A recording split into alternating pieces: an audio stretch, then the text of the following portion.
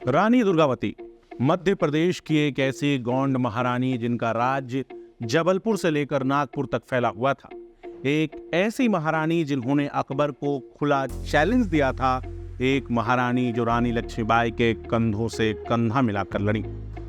रानी दुर्गावती वैसे तो मध्य प्रदेश के इतिहास में हमेशा से याद की जाती हैं, लेकिन हाल के दिनों में रानी दुर्गावती की चर्चा कुछ ज्यादा ही है। कारण है कि भाजपा ने तय किया है कि वो चुनाव से पहले एक साथ 5 जगहों से रानी दुर्गावती गौरव यात्रा की शुरुआत करेगी।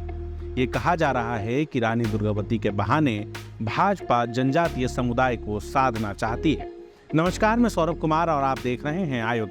हमारी आज की वीडियो में बात करेंगे कि रानी दुर्गावती के बहाने किस तरह से जनजातीय समुदाय को अपने पाले में किया जा सकता है और जिस गौड़ जनजातीय समूह की बात हो रही है उसका मध्य प्रदेश की राजनीति पर कितना प्रभाव है।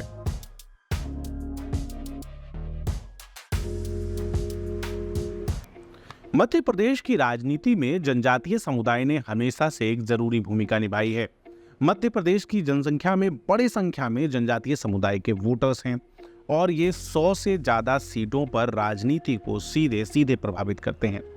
और अगर जनजातीय समुदाय की भी बात करें तो इसमें गौंड समाज की जनसंख्या 35.6% के करीब है। यानी मध्य प्रदेश में टोटल जितनी जनजातियां हैं उनमें से 35% से ज्यादा जनजाति गौंड समाज के हैं। ऐसे में हम देख रहे हैं कि भाजपा लगातार गौंड जनजाति के जो महान फिगर्स हैं, राजा महाराजा महारानियां हैं, उनको प्रोत्साहित करने का, उनको आगे लाने की कोशिश कर रही है। इससे पहले हमने देखा कि किस तरह भोपाल का जो हबीबगंज रेलवे स्टेशन था उसका नाम बदलकर भोपाल की आखिरी गौंड महारानी रानी कमलापति के नाम पर किया गया। इसके साथ ही भोपाल में रानी कमलापति के प्रतिमा की भी स्थापना की गई। इस कार्यक्रम के लिए स्वयं देश के प्रधानमंत्री नरेंद्र मोदी भोपाल में थे और साथ ही भाजपा ने जनजातीय गौरव दिवस की भी घोषणा की। रानी कमलापति का इतिहास भी शौर्य से भरा हुआ इतिहास है। इसके बारे में हम आपको पहले भी अपने वीडियोस में बता चुके हैं। इसके साथ ही हमने आपको रानी दुर्गावती के इतिहास के बारे में भी बताया है। रानी दुर्गावती वो महारानी थी जिन्होंने अकबर को चिट्ठी लिख करके याद दिलाया था कि तुम जुलाहे हो, रूई का तो लड़ना तुम्हारा काम नहीं है। रानी दुर्गावती का साम्राज्य जबलपुर से लेकर नागपुर और बैतूल, दमोह, भोपाल, मंडला, महाकौशल इन सभी क्षेत्रों में फैला हुआ था। रानी दुर्गावती के शौर्य के किस्से आज भी लोकगीतों में गाए जाते हैं। आज भी इस क्षेत्र के लोग रानी दुर्गावती का सम्मान करते हैं। रानी दुर्गावती ने देश की स्वतंत्रता के लिए भी लड़ाई लड़ी और जब उनका आखिरी समय आया तब भी उन्होंने दुश्मनों के हाथ मरने की जगह अपने स्वयं के सीने में खंजर उतार लेना ज्यादा सही समझा।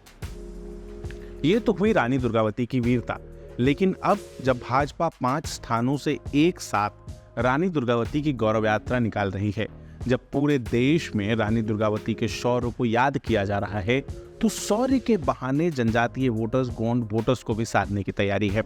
ये मध्य प्रदेश का आप जो नक्शा देख रहे हैं, इसमें जो पीला हिस्सा, जिन जिलों को पीले से हाईलाइट किया गया है, वो जिले हैं जहां पर गौंड समाज की जनसंख्या सबसे ज्यादा है। इन जगहों पर जो भी विधानसभा सीटें हैं उनको गौंड समाज के लोग सीधे सीधे प्रभावित करते हैं। और हाल ही के दिनों में हमने मध्य प्रदेश की राजनीति में देखा है, मध्य प्रदेश के गौंड समाज के बीच में 2 राजनीतिक समूह बहुत जोर से एक्टिव हैं। एक गोंडवाना गणतंत्र पार्टी और दूसरा जयस। गोंडवाना गणतंत्र पार्टी और जयस, इन दोनों के जो कार्यकर्ता हैं वो ज्यादातर जनजातीय समुदाय के ही कार्यकर्ता हैं। ऐसे में गौंड समाज के बीच भाजपा की पकड़ लगातार कमजोर होती हुई दिख रही है। पिछले चुनाव में हमने देखा कि किस तरीके से, पिछले चुनाव के आंकड़े देखिए, इस CSDS का ये आंकड़ा है। CSDS का ये आंकड़ा बताता है कि गौंड समाज ने चुनाव के दौरान 37% कांग्रेस को प्रेफरेंस दिया। भाजपा को प्रेफरेंस देने वालों की संख्या मात्र 27% थी। वहीं 30% लोगों ने अदर्स को प्रेफरेंस दिया है। यानी गोंडवाना गणतंत्र पार्टी और जयस जैसे जो संगठन है वो यहाँ पे 30% वोट्स कैप्चर कर रहे थे। महाकौशल, जहाँ पर गौंड जनजाति की संख्या ज्यादा है और जहाँ पे रानी दुर्गावती का प्रभाव भी है, इस महाकौशल रीजन में आने वाले 38 विधानसभा सीटों में से मात्र 14 सीटें भाजपा जीत पाई थी।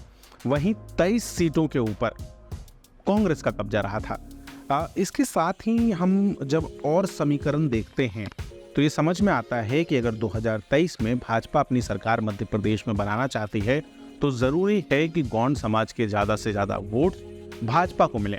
इसके साथ ही जो जनजातीय क्षेत्र हैं, जनजातीय बहुल क्षेत्र हैं, वहां पर भी भाजपा उभर के आए। ऐसे में भाजपा रानी कमलापति हो या रानी दुर्गावती हो, इनके माध्यम से जनजातीय समाज के बीच में पहुंचना चाहता है, उनके गौरव के भाव की जागृति करना चाहता है। आपको क्या लगता है, इन यात्राओं से कोई फायदा मिलेगा? क्या भाजपा को इससे चुनाव में बढ़त लेने में कोई मदद मिलेगी? अपनी राय कमेंट करके बताइए। इसके साथ ही मध्य प्रदेश के ऐसे ही चुनावी विश्लेषण और मध्य प्रदेश से जुड़ी खबरों के लिए आयुष से जुड़े रहिए। आप हमारे चैनल को सब्सक्राइब कर लीजिए। फेसबुक पर देख रहे हैं तो पेज को लाइक कर लीजिए। आप ट्विटर और इंस्टाग्राम पर भी हमसे जुड़ सकते हैं। आपका बहुत बहुत धन्यवाद।